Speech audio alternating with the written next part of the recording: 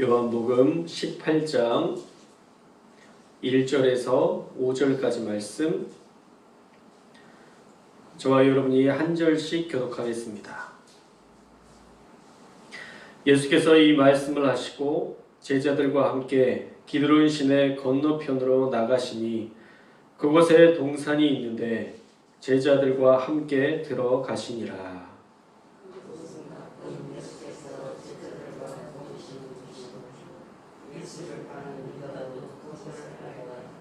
유다가 군대와 대제사장들과 바리새인들에게서 얻은 아랫사람들을 데리고 등과 횃불과 무기를 가지고 그리로 오는지라.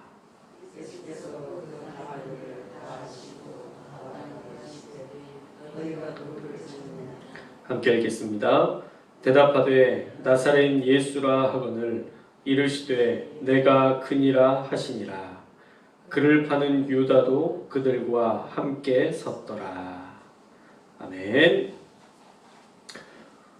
오늘은 고난주간 특세 네 번째 날 만찬과 예수님께서 체포당하신 날입니다. 6월절 식사는 예수님과 제자들에게는 큰 의미가 있었습니다.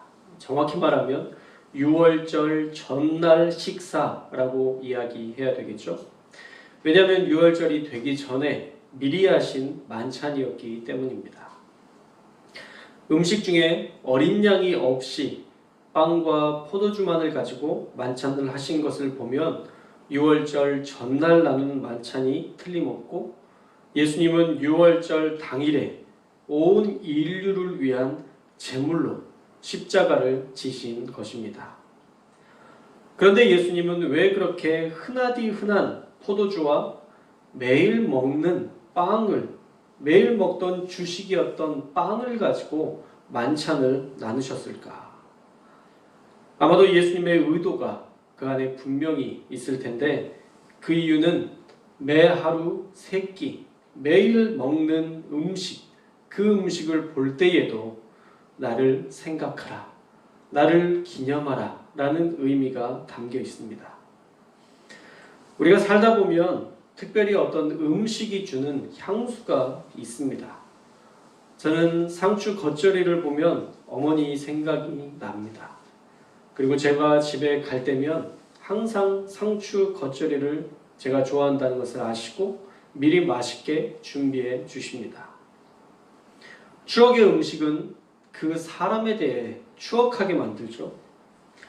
예수님은 그 당시에 가장 흔한 음식으로 나를 생각하라, 나를 기념하라 말씀하신 것입니다. 아마 제자들은 식사를 할 때마다 빵과 포도주를 볼 때마다 예수님을 떠올리지 않을 수 없었을 것입니다. 그렇게 예수님은 그들과 늘 함께하기를 원하셨던 것입니다. 그리고 식사 후에 예수님은 제자들의 발을 씻겨주셨습니다. 우리가 작년에도 그 말씀 나눴었는데 이 발을 씻는 일은 그 당시에 노예들이나 하던 하찮은 일이었습니다. 하물며 자녀가 부모의 발도 씻기지 않았습니다. 예수님은 그런 노예들이나 했던 그런 하찮은 일을 직접 하셨습니다. 이 안에도 분명한 의미가 담겨 있죠. 너희는 높임받으려 하지 말고 인정받으려고 하지 말고 철저하게 낮은 자세로 세상을 섬기라는 의미가 담겨 있습니다. 내가 노예처럼 낮아져서 너희를 섬겼다면 너희도 마땅히 세상의 종이 되어 세상을 섬겨야 할 것이다. 그렇게 예수님은 섬김의 본을 보여주셨습니다. 가장 낮은 자세로 제자들을 섬기셨습니다. 그리고 그 식사의 자리에서 자신의 죽음을 예고하셨고 습관을 따라 감람산에 오르셔서 기도하기 시작하셨습니다. 모든 제자들은 하루의 고단한 삶에 지쳐 잠이 들었지만 예수님은 하나님의 뜻을 이루고자 땀방울이 핏방울이 됐기까지 씨름하셨습니다. 그리고 드디어 그 날이 다가왔습니다. 가룟 유다가 입맞춤으로 예수님을 팔아 넘긴 것이죠. 평소에 예수님과 자주 했던 사랑의 인사, 사랑의 입맞춤으로 예수님을 팔아 넘긴 것입니다. 그렇게 오늘 예수님은 잡히셨습니다.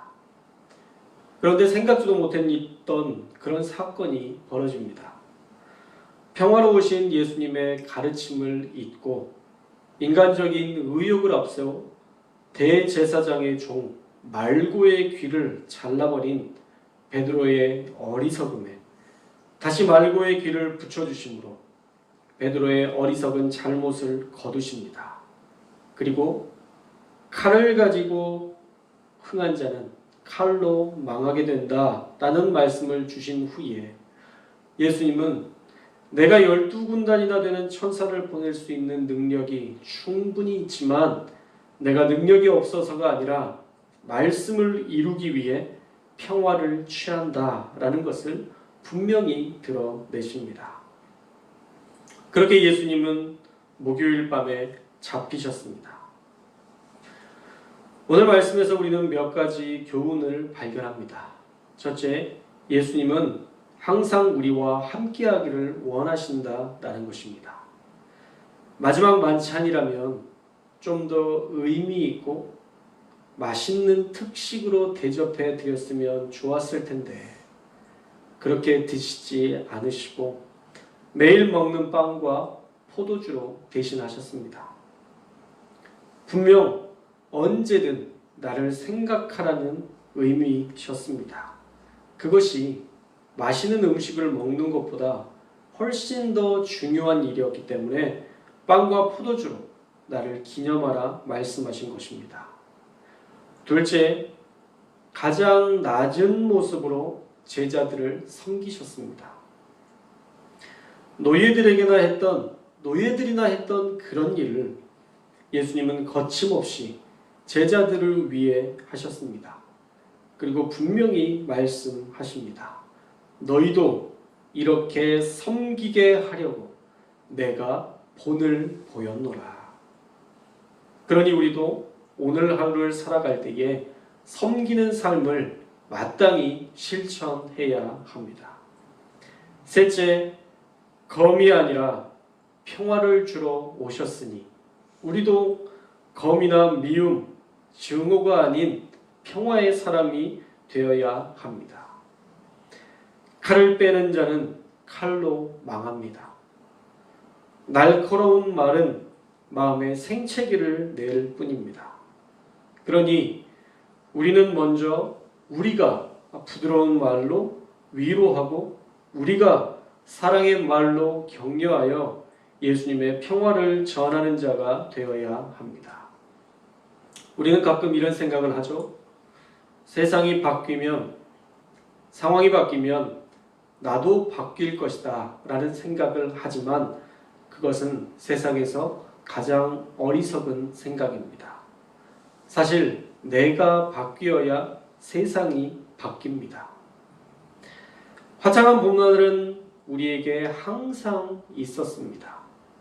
그런데 우리의 감정에 따라 그 봄날이 화사해지기도 하고 그 봄날이 우울해지기도 합니다.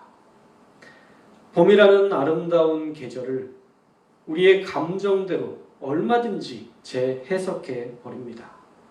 그러니 세상을 바꿀 것이 아니라 먼저 나와 내 생각을 바꾸는 게 우선입니다. 내가 나를 사랑하고 세상을 사랑할 수 있어야 세상이 사랑스럽게 바뀌는 것입니다. 결코 먼저 세상이 바뀌고 내가 변하는 일은 없습니다. 그러니 우리가 먼저 평화의 사람, 사랑의 사람으로 살아야 우리의 주변이 변한다는 것을 알고 실천해야 합니다. 마지막으로 오늘은 예수님께서 잡히신 날입니다. 어떠한 일이 있어도 오늘 하루를 살아갈 때에 교만한 모습으로 살지 않았으면 좋겠습니다. 언성을 높이며 사는 하루가 되지 않기를 바랍니다. 철저히 겸손한 자세로 나를 죽이며 사는 오늘이 되기를 소망합니다. 어쩌면 우리가 하나님의 말씀을 듣고 이 말씀을 우리의 것으로 취하고자 하는 그런 은혜를 받았을 때에 어쩌면 사탄은 훨씬 더 우리를 괴롭힐 수도 있습니다. 말도 안 되는 일들이 계속 나타나서 우리를 더 힘겹게 할 수도 있습니다. 그래도 말을 절제하십시오. 인내하십시오. 예수님도 세상에 대항하지 않으시고 체포되셨습니다. 오늘 그렇게 살아갈 때 우리는 예수님의 절제가 얼마나 고통스러웠는지 알게 될 것이고 예수님의 고난에 동참하는 오늘이 될 수 있는 줄 믿습니다. 만찬과 체포의 날, 오늘 하루를 살아갈 때 늘 주님을 기억하고 겸손히 살아가는, 예수님을 본받아 살아가는 오늘이 될 수 있기를 주님의 이름으로 축원합니다.